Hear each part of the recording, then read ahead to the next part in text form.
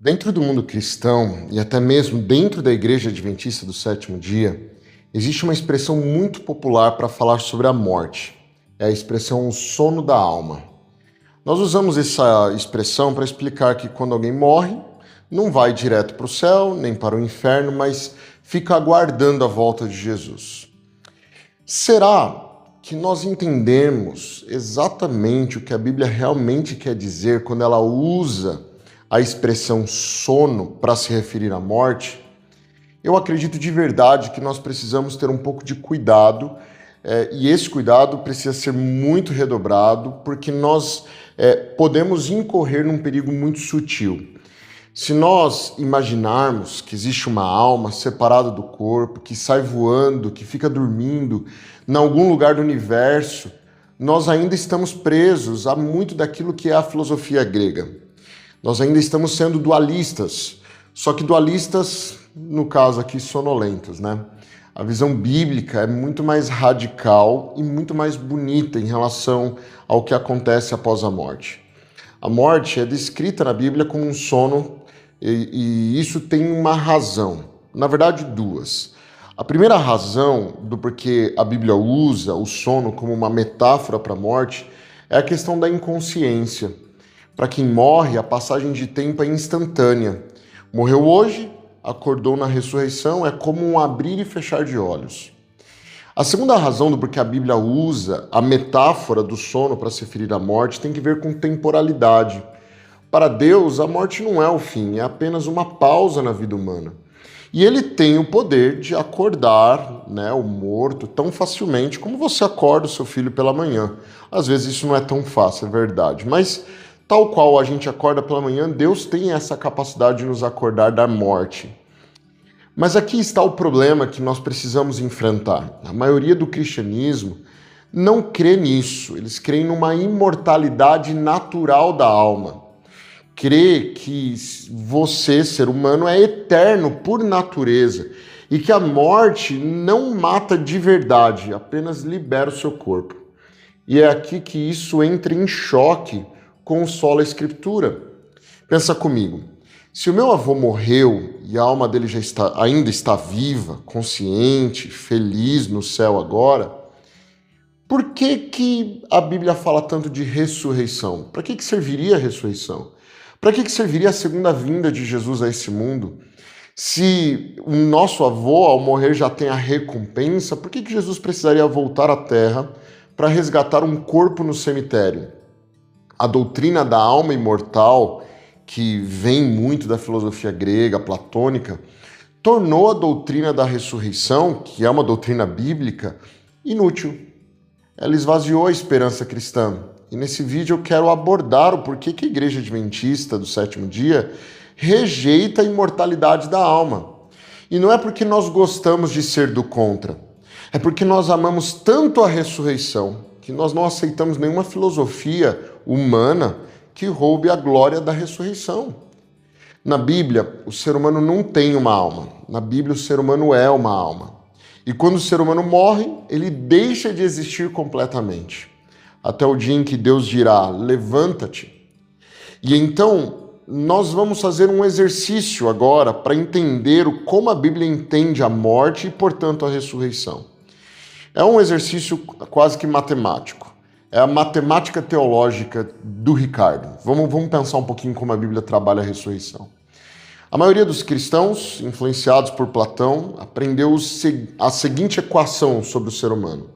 O corpo é como a casca, o corpo é a matéria. E a alma é o conteúdo, é aquilo que está dentro e que faz o corpo deixar de ser apenas uma matéria e se tornar de fato uma pessoa. E isso te transforma em você. Nessa visão é corpo mais alma é igual o ser humano vivo. Você, portanto, seria uma alma dentro de um corpo, dentro de uma matéria, dentro de algo que é mortal, que sofre entropia e que em algum momento volta para o solo, perde-se completamente a consciência. Contudo, ou melhor, o corpo perde a funcionalidade, contudo a alma não perde a consciência, ela sai, e ela sai consciente. E depois ela pode, inclusive, em algumas vertentes do cristianismo, essa ideia filosófica vai gerar uma concepção de reencarnação. Agora, se nós aplicarmos os conceitos bíblicos do sola escritura e deixar a própria Bíblia se interpretar com os próprios recursos que ela oferece, nós vamos ter um problema para lidar com Gênesis capítulo 2, verso 7, porque a matemática de Deus é completamente diferente. A Bíblia diz que o Senhor Deus formou o homem do pó da terra, ou seja, ele modelou. O verbo aqui é o verbo modelar, é o verbo fazer com as mãos algo ali uma massinha, modelar uma massa com as mãos. Então a Bíblia diz que o Senhor formou o homem do pó da terra e soprou em suas narinas o fôlego de vida. E você não pode esquecer que a palavra fôlego, por vezes, indica esse conceito de espírito. Espírito vem da palavra fôlego, ar, sopro. E então essa matéria, a terra que recebeu o fôlego de Deus, se tornou ou passou a ser alma vivente. Ok? Passou a ser alma vivente. Algumas traduções vai trazer tornou-se ser vivente.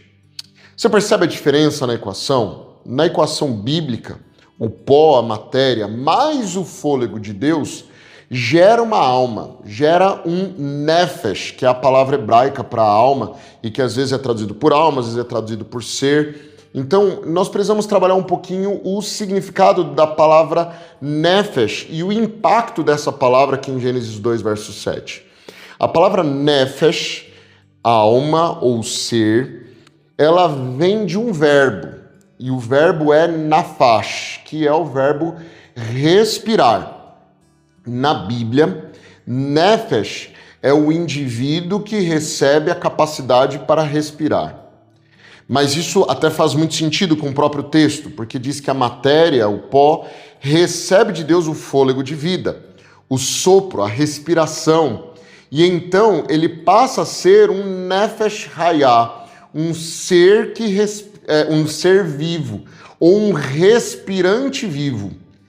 Esse conceito ele é importante. E antes que alguns aí já pegaram um sermão meu que estava gravado, e um desses críticos da igreja que pouco entendem de teologia, já pegaram um termo e falaram que eu apoiaria com isso, aborto, coisa assim, porque o neném na placenta ainda não respira. Veja bem, cuidado, calma. O neném na placenta é um ser vivo e ele depende de oxigenação. E a gente poderia até entrar em outros assuntos, que não é o assunto desse vídeo, e a gente não pode esquecer que o neném, o feto, né, o embrião, o nascituro, que é o termo correto, desde a concepção, recebe da mãe o necessário para sua subsistência, inclusive a oxigenação. Agora, para fins teológicos, a palavra nefesh tem um significado. Ela tem que ver com aquele ou aquela coisa que tem capacidade de respirar. E no caso, ela é usada para os seres vivos. Ela é usada para o ser humano, ela é usada para os animais. O nefesh é um ser com capacidade de respirar. E por isso, às vezes a tradução alma não é a melhor. Talvez a melhor tradução seria um respirante vivo. O indivíduo com a aptidão da respiração porque recebeu de Deus o fôlego da vida. E a Bíblia ela tem uma fenomenologia muito específica, ela usa expressões e conceitos muito simples para explicar coisas que são complexas, eu entendo. Mas essa é a realidade. O nefesh é um ser com capacidade de respirar, ok?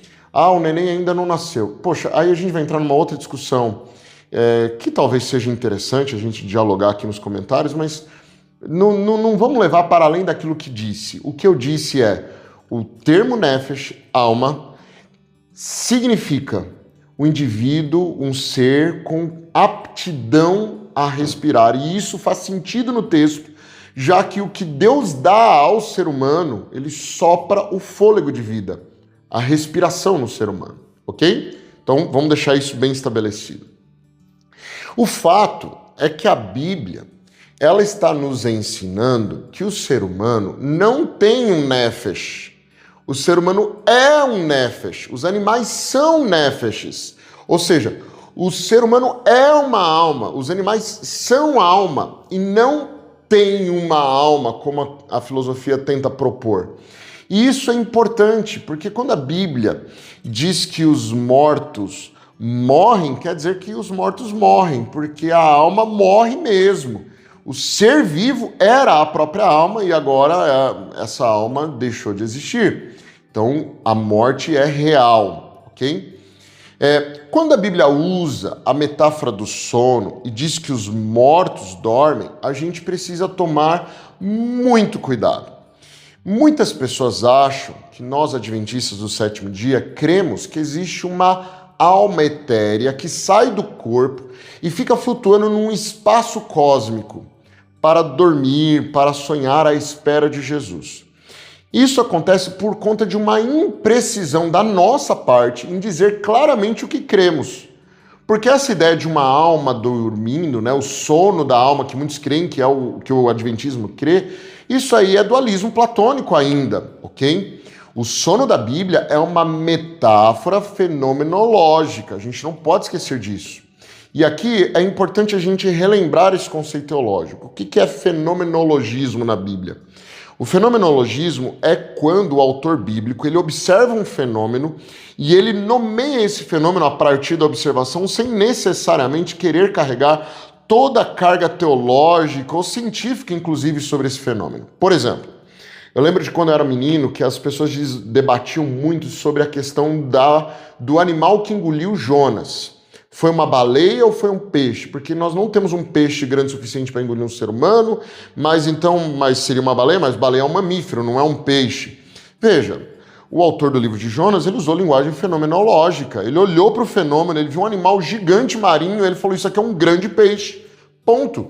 A compreensão de que baleia não é um peixe ou um mamífero, ela é muito mais recente, seria anacrônico quase, ele chegar a essa compreensão. Do mesmo jeito que no livro de Levítico, ao observar uma lebre fazendo aquele movimento típico da boca, os indivíduos do passado entendiam que ela estava ruminando, só que a gente sabe que lebres não ruminam. Isso é fenomenologismo. É uma observação de um fenômeno. A Bíblia não está tentando estabelecer valores científicos, ela está apenas declarando o que observou. E no sentido do sono, a metáfora do sono nada mais é do que uma observação fenomenológica. A pessoa morreu e você olha para ela e você vê uma figura muito similar ao indivíduo dormindo, ok? Isso quer dizer que a Bíblia está dizendo que a pessoa de fato está dormindo ou que a alma dela está dormindo? Não, a Bíblia só está dizendo que há uma metáfora possível, porque há aspectos do sono que seriam associáveis a aspectos da morte. E isso é uma metáfora, e a gente não pode esquecer que metáforas não visam englobar todos os significados de forma extensiva, de forma ampla, de forma completa. A metáfora só faz pequenas associações. Por exemplo, se eu disser que a minha esposa é uma gata, eu não estou dizendo que a minha esposa ela tem bigodes, orelhas, é uma quadrúpede cheia de pelo. Eu não estou falando isso, eu estou fazendo uma metáfora. Ela é uma gata, ou seja, ela é bela, ela é bonita, eu a acho fofinha, é minha esposa, entende? Nós entendemos a metáfora. E quando a Bíblia diz que a morte é um sono, ela não está dizendo que a morte é um sono do ponto de vista literal, mas sim é uma metáfora a partir do fenômeno. E isso significa que a Bíblia descreve a morte de dois pontos de vista. Do ponto de vista de quem fica vivo, ok? O morto parece estar a dormir, ele está quieto, ele está em paz, ele não responde. Mas também do ponto de vista de quem morre. O tempo para quem morre desaparece. Se você morrer hoje e Jesus voltar daqui a 1000 anos, para você será como um piscar de olhos. Se você fecha os olhos na morte e o abre na ressurreição no segundo seguinte, porque para você o tempo ele não passou. E isso é importante, porque no sono o fenômeno é similar. Não há passagem de tempo para quem não está consciente, não há sonhos no túmulo e, portanto, a gente não tem noção do tempo. Portanto, quando dizemos que a morte é um sono, nós não estamos a dizer que a alma está hibernando num hotel espiritual. Nós estamos dizendo que a pessoa cessou completamente. E porque Deus tem o poder de recriar, ou seja, de ressuscitar, a morte não é um ponto final, é apenas uma pausa. E isso é importante porque quando a Bíblia cita a morte como um sono, ela só usa a morte como sono na primeira morte. Por quê? Porque os justos que morreram à primeira morte ressuscitam para a vida eterna, e os ímpios que morreram à primeira morte, quando ressuscitarem, será para a morte eterna. E essa morte eterna nunca é usada a partir da metáfora do sono. Por quê? Porque nunca mais haverá um acordar, ok? Quando nós entendemos isso, nós começamos a matar no nosso coração aspectos do dualismo platônico. Não existe uma alma imortal que foge do corpo após a morte. Existe um ser humano integral que morre de verdade, que precisa desesperadamente que Jesus volte para recriar o ser humano novamente. E você percebe como isso devolve a glória da segunda vinda de Cristo? E esse é o porquê da Igreja Adventista do Sétimo Dia insistir tanto nessa tecla de que a alma morre. É porque a doutrina da alma imortal comete um crime teológico. Ela rouba a glória da ressurreição de Jesus, por exemplo. Então, pensa comigo nessa lógica. Se você acredita no dualismo, a visão grega, quando uma pessoa santa morre, a alma dela vai imediatamente para o céu. Então ela entra na glória, ela vê Deus, ela está completa, ela está feliz, ela está consciente, ela já recebeu o prêmio. E se isso for verdade, para que serve a segunda vinda de Jesus? Pense nessa cena de Jesus voltando à terra, a trombeta toca, e ele vai chamar o quê? Ele vai chamar as almas novamente, que estão felizes no céu, obrigá-las a descer à terra, a entrar novamente num corpo reconstruído, para depois subir novamente. Por quê? Isso parece uma burocracia divina desnecessária. Se a alma já está viva, a ressurreição torna-se apenas uma cirurgia plástica para dar um corpo novo a uma alma. É um detalhe. E é por isso que você quase não ouve pregações sobre ressurreição na maioria das igrejas protestantes que ainda mantém essa visão dualista, platônica. O foco sempre é a morte, porque a morte virou o momento da vitória. A Bíblia diz em 1 Timóteo, capítulo 6, verso 16, que só Deus possui a imortalidade. Nós não somos seres imortais, nós somos candidatos à imortalidade não inerente, mas dada por Deus. E na visão bíblica, que o adventismo costuma defender, quando alguém morre, morre mesmo. O sono é uma metáfora para algo que a gente entende ser uma aniquilação completa da existência. Não existe consciência, não existe louvor, o silêncio é absoluto. A pessoa realmente deixa de existir. E é aqui que a segunda vinda de Cristo torna um evento mais importante do universo. Por quê? Porque sem a volta de Jesus, aquele morto não tem esperança nenhuma. Ele está bem, noutro lugar. Ele acabou. A única chance de ele voltar a ver a luz do sol, de ele abraçar a esposa, de ele louvar a Deus, é que Jesus rasgue o céu e grite o nome dessa pessoa para que ela ressuscite. A doutrina da mortalidade da alma devolve a Jesus o protagonismo total. Nós não dependemos da nossa natureza imortal, que é nos dada através da filosofia de Platão. Nós dependemos inteiramente da promessa de Jesus Cristo. É por isso que o apóstolo Paulo, em 1 Coríntios 15, não diz: consolem-se, porque os vossos mortos já estão no céu. Ele diz: se não há ressurreição dos mortos, então os que dormiram em Cristo pereceram. Paulo sabia, ou há ressurreição, ou não há consolo. Meus amigos, ser adventista não é rebaixar o ser humano a pó, é levar Cristo à posição de único doador da vida. Nós preferimos ser mortais nas mãos de um Deus que ressuscita do que ser imortais na imaginação de um filósofo grego. Eu sei que falar sobre a morte assusta, eu sei que a ideia de que os nossos amados estão dormindo e não a olhar por nós pode parecer solitário no início. Mas me deixa oferecer um consolo bíblico importante. O sono da morte não é um tempo vazio e solitário no túmulo. Para quem dorme, o tempo não passa. O último suspiro de dor do seu ente querido aqui na terra, ele será seguido no mesmo milésimo de segundo, para ele, pelo som das trombetas de Deus e pelo rosto de Jesus Cristo. Para essa pessoa não há espera, não há saudade no túmulo. A próxima coisa que os mortos em Cristo verão é a glória de Cristo. Eles vão acordar ressuscitados, reais, completos, não como fantasmas, mas como seres humanos de carne e osso, abraçáveis, como Jesus foi quando ressuscitou. A teologia da Igreja Adventista do Sétimo Dia rejeita o consolo fácil da filosofia grega para ficar com a esperança real da Bíblia. E essa esperança não falha. Te agradeço por estar aqui comigo, eu sou Ricardo Nogaroto. Fica com Deus e a gente se vê na próxima.